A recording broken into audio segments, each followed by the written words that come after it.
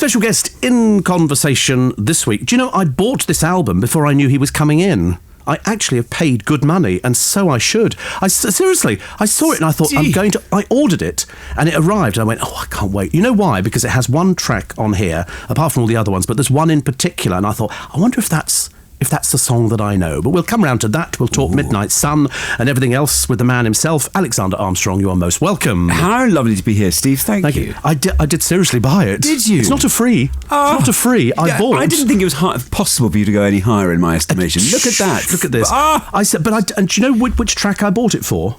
Well, I'm guessing if it's one that it can't be one of those ubiquitous tracks that everyone's covered. It must be. I don't know. It could be Hushabye Mountain. No. Carver Yows. No. Could it be Oh Wheelie Wheelie? The water. Oh, I've slightly exhausted. Go on, exhaust it now. Yeah. No, I tell you which one it was, and I first heard it at the Festival of Remembrance some years ago when it was covered by Alfie Boe, and it's Over the Hills. And Alfie Boe did it at the Festival of Remembrance at the Royal Albert Hall. I remember listening to it, and I've watched it hundreds of times on YouTube, and I thought, it's a lovely song. Great song, it's a great song to cover. It's a great song. Not only has it got, it's just got such power behind it, but it's evocative lyrics like 40 shillings on the drum, and King George will pay. All this, it puts you right in the Peninsular Wars, doesn't it? It's super stuff, and I heard it and I loved it. So because the one thing that I didn't think, having seen you on the television over a number of years now and on various comedy programs and on Have I Got News for You, and then somebody said he's got an album, and that's when so I immediately went to Amazon and I bought it immediately without even hearing. Sight unheard. and I thought to myself, but has he done any more albums? So I checked, and of course, no, he hasn't. No, well, I did a while ago. I was principal soloist on an album years ago. As a chorister?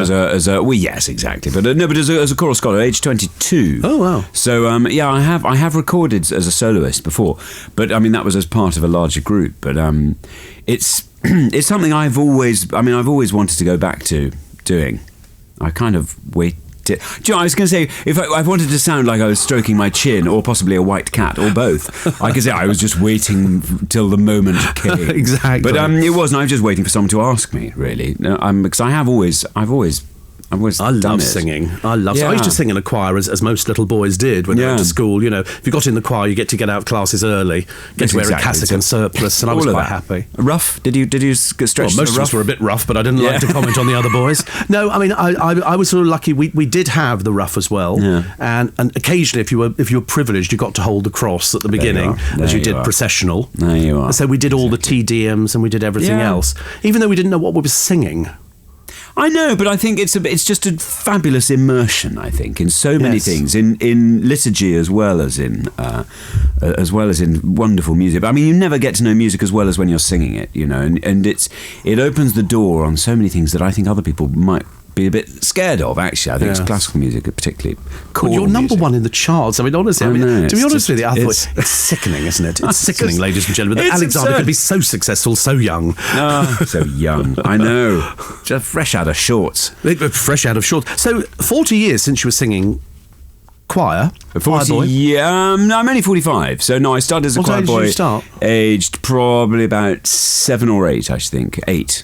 Right. So yes, and then what were you singing? Do you remember what you were saying? Were you just doing the hymns? Oh no, I was a cathedral chorister. We did the full works, everything, right the way from the Eton choir book, which is sort of 14th and 15th century, some of the oldest stuff in the canon, right the way up to.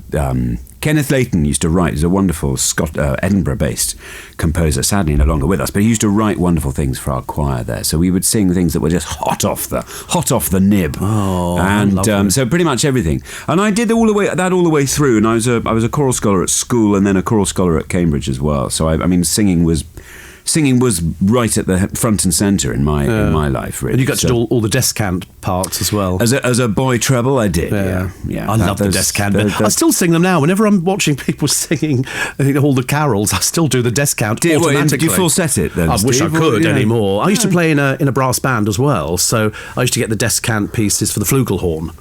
Oh, the posh man's trumpet. The posh man's trumpet. There we go. Thinking man's trumpet.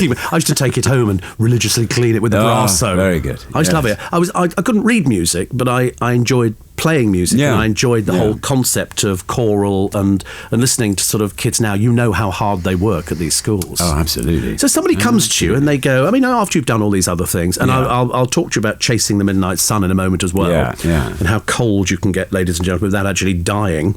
And they say to you, would you like to do an album? And you go, would you know I would? Well, it was, I suppose, like that. I mean, suddenly people heard that I actually sang. Because, I mean, everyone says they sing, which is fine. But, I mean, I did sing to sort of I sang to sort of quite a high level, I suppose. I don't mean the notes I was singing.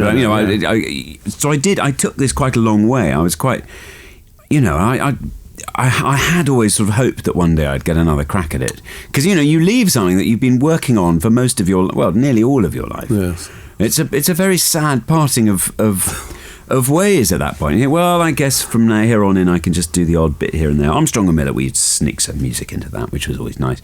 Used to write a lot of songs, and so did Ben for that. And, he's a wonderful guitarist, and I used to love doing all the singing. So, that was a nice chance for us to keep that ticking over. But then suddenly it came out in... I remember being interviewed by Steve Wright. And he, one of the questions, he and Miranda and I were on for a sort of comic relief special, and he said, "Tell us." We each had to say something that nobody would know about us. I think Miranda's thing was she very nearly went into professional tennis, and mine was that I'm a trained classical baritone. And Steve just went, "Oh yeah, no, you're not." Moved on, and I thought, No, I am. Please believe me. Genuinely, I am. Oh God, I have it in my power to surprise people here. So, yes, it came. Then Tim Rice very sweetly included me in a big concert that we did on BBC Two last year, and from that moment on, the cat was out of the bag, and it's been fabulous ever since. I've loved it. So did you have to sit down and think, right, what sort of album is it going to be? Is it going to be show tunes? Yeah. What's it going to be? Yeah, I was quite keen that it shouldn't just be show tunes. I was quite keen that it shouldn't be... I didn't want it just to be being a turn on the telly. I didn't want just to be another turn on the telly having a crack at a croon, you know what I mean? And I felt... I mean, that let's face it, is the album I'd have loved to have made. Yes, but equally, I was quite keen to make a more classical album, just to show the chops. Having done all that training, it'd be quite nice to do something. Let me show you what I can do. Yeah, I'll show you what. But then we just inevitably, as all those repertoire discussions went on, you think, well, I think a lot of people are going to listen to it. Well, like you listen out of curiosity, and if it's too sort of out and out classical, I think some people might just pop it back up on the shelf. I think I wanted it to be. I didn't want it to be too forbidding. Yes, I think you're right. Actually, I think you're right. I mean, to be honest with you, I didn't know what I was buying. Well, how nice of you. I was just buying into you because I thought I've met you before, and I thought I just quite like to see what his voice is like, because I didn't know you as a singer. I just knew you as a presenter and a comedian. And when I look at some of the songs, and one of them is "Stranger in Paradise," which is taken from Kismet, isn't it? It is, but that in turn is taken. It's a Borodin tune that's taken from Prince Igor, which is a Borodin opera, and the Polovtsian dances. And I think this one is called something like "The Sliding Dance of the Maidens." There you are, from Prince Igor. There you are. You didn't know that. I didn't know that. It has amazing, taking it on. Yeah, the amazing lineage, that tune, and then it has that lovely middle eight. I mean, it's glorious, pure Hollywood. That's not Borodin, but the bit dum bum ba. I'm sure if you hear it in the Polovtsian dances, you'll say, "Of course, yes, of course." I think I've actually I think my father was a big classical fiend, and so we had a nice collection of classical music. The other one is "The Nightingale Sang in Berkeley Square." Now, I talked to a lady called Barbara Cartland years ago. Barbara Cartland recorded an album with the London Philharmonic. And she couldn't sing, but she could talk. Wow. Did she spoke the words? She spoke the words of "A Nightingale Sang in Berkeley Square." A bit of me thinks that might be rather wonderful. It's hilarious. I mean, it might be one of those... Who was that great American soprano who used to take out the Met for a night? That's right. She couldn't sing. Couldn't sing to save her life. There's a famous recording. There was a very famous one. The Queen of the Night. I can't remember what her name is. But Barbara Cartland... But we went down for the album launch to her house. Wow. Where Barbara Cartland, who, for those of you who don't know, she wrote books. They were all the same. All the girls were virgins. They didn't kiss until the last page. She was a bit old-fashioned. She was swathed in chiffon. Always pink, wasn't it? Always pink. She had this ghastly Pekingese, which featured on all the book covers. Yes. And she lived in a place called Camfield House. and she served cucumber sandwiches, Wow. but would feed the dog under the table. And you were there for the album launch? We went for the album launch. Did she perform anything at the launch? She didn't actually perform anything, but she did talk, and it was all very romantic, and it was all her, and it was lovely. So when I saw that song on there, I thought, I can't wait to hear your version of it, which is super. And then Hushabye Mountain, which of course comes from Chitty Chitty Bang Bang. It's a beautiful song. Lovely. Listen, quick break. Yeah. More from the album, and more from Alexander Armstrong after this. Special guest in conversation, Alexander Armstrong. A year of songs, suave, sophisticated, debonair. The history, that's just me. And it's a lovely album. It really is. It really is lovely. I've already said I loved Over the Hills. We got as far as The Nightingale Sang. Hushabye Mountain. Why did you pick Hushabye Mountain? I just love that track. I think it's one. I haven't heard anyone cover it. I've latterly discovered that a couple of people have. Yeah. Dave Gilmour apparently does a version of that sometimes on stage. If it's just him with a guitar, he'll get up and he'll sing Hushabye Mountain. But it's a beautiful track. Very hard to sing, actually.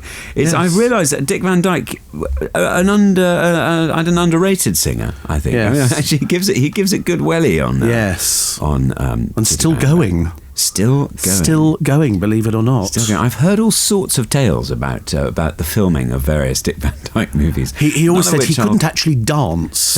But he really could. But actually he could. I mean, the most wonderful dancer. Incredible. Yes. I think people had sort of said, we're going to get him to do this, and everybody's going, are you sure? Is he the right person for this job? And yet, and then he did his dreadful British accent, which we all laughed at. But I thought he was okay. It was fine. It was okay. Listen, it's a historic movie. There we are. Down by the Sally Gardens, I don't know. Oh, it's a beautiful. It's a traditional Irish song. It's a W.B. Yeats lyric. The tune, I think, it's a trad Irish tune, but it's it's a lovely song. That very lovely arrangement of it by Benjamin Britten that some might know. But we did a big orchestral version of that. But again, it's just wonderful. The way we did, it's with I recorded with this 80-piece symphony orchestra. I mean, it is. Were they there for you at the time? We had a sort of we recorded in bits. So I mean, I had a breakdown of it. I didn't have the full orchestra. Right. That was all added later. But the textures of that, and Simon Franklin, my brilliant producer, he does a lot of film scores. He's just done. He did Skyfall, awards for Skyfall. He's just done Spectre, but he used to do all of James Cameron. So he's done Avatar, Titanic. His background is sort of that full on. Yeah. He worked with James Horner, who tragically died earlier this year in a plane crash. But he's just brought that wonderful palette into play here, and it's really beautiful. He picks out the most incredible sort of atmospheric tones. Yes, and it's great. So it's a lovely arrangement of that. We also get In the Bleak Midwinter. There we are. Which is, well, for me, kind of everything, really. Yeah, it's a beautiful carol, that. And actually did two different arrangements of it, almost identical in the first line. One by Harold Dark and the other one by Gustav Holst. And of Planet's fame. Yeah, and it's extraordinary. The first line is almost identical in each, and then they both branch off and go into complete. We went for the Holst version. But they're both very lovely. That was a lovely thing to do. And then Rothbury Hills, you did the words. I did. Rothbury Hills is from where I'm from, Rothbury in Northumberland. As you can hear, of course, in my thick brain. Yeah, right. Yeah. That is. Rothbury's where that's home in every sense, really. Well, as where Armstrongs have just been there forever. Heart is there. Yeah, I mean, just almost millennia we've lived there. Yeah. No one in Northumberland's moved. It's extraordinary.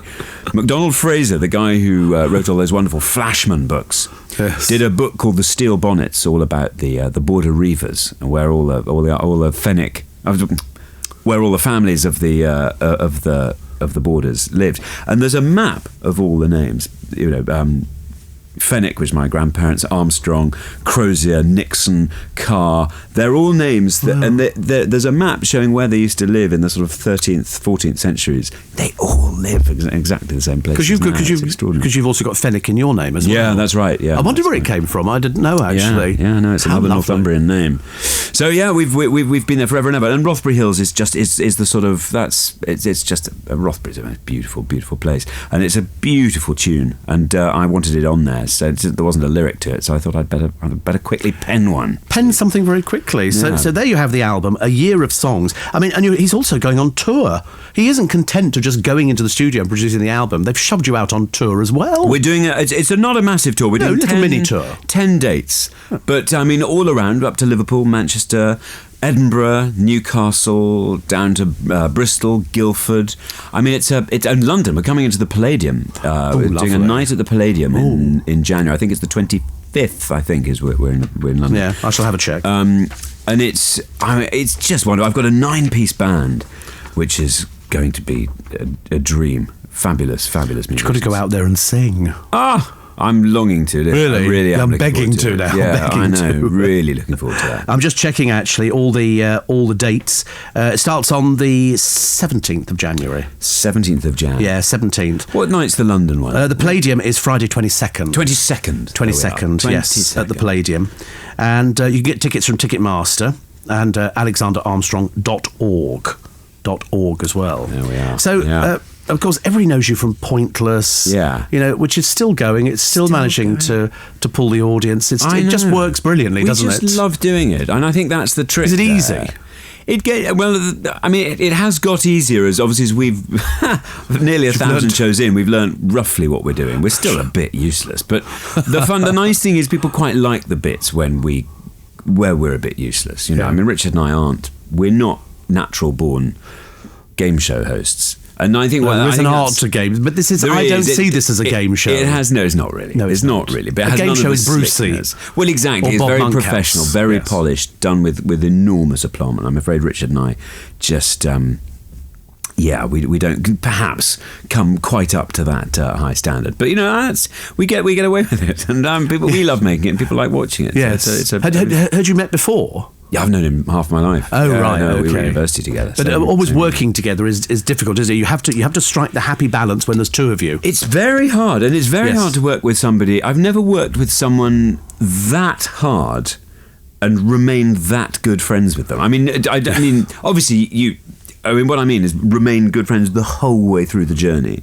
Inevitably you remain good friends with Ben Miller and I remain close friends, but it's it was quite hard working together on Armstrong and Miller. There were moments when we would happily not see each other for 8 months, and I have to say when Richard and I we work about 4 or 5 months of the year we work incredibly intensively alongside each other, and I'm at the end. I go away for a weekend. I'm missing him. Come Monday, I'm thinking of things I want to tell him. No, but not just things I think. I've got stuff to. I think. That's something I must tell Richard on Monday. I must remember that.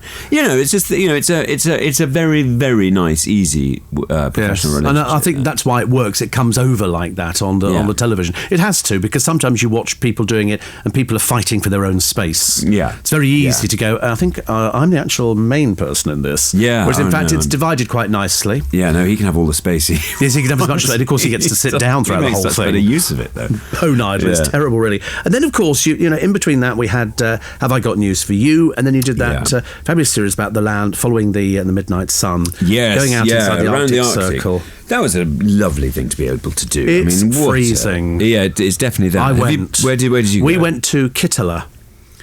We flew into Kittila and then we went up to Luosto. Right. And it was for the kids, it was the Father Christmas thing, but we did 4 days. Yeah. But it was so cold. I mean, I cannot tell you how freezing cold it was. It's an interesting kind of cold. Yes. Extreme temperatures are quite exciting. I mean, I don't like being roasting hot or freezing cold, but I find I missed there was something very exciting about being out in that. It's a real event. It's event cold is what it is. Yes. So, when every time you breathe in, your nasal... Everything freezes. Your nasal passages, you can feel them sort of go...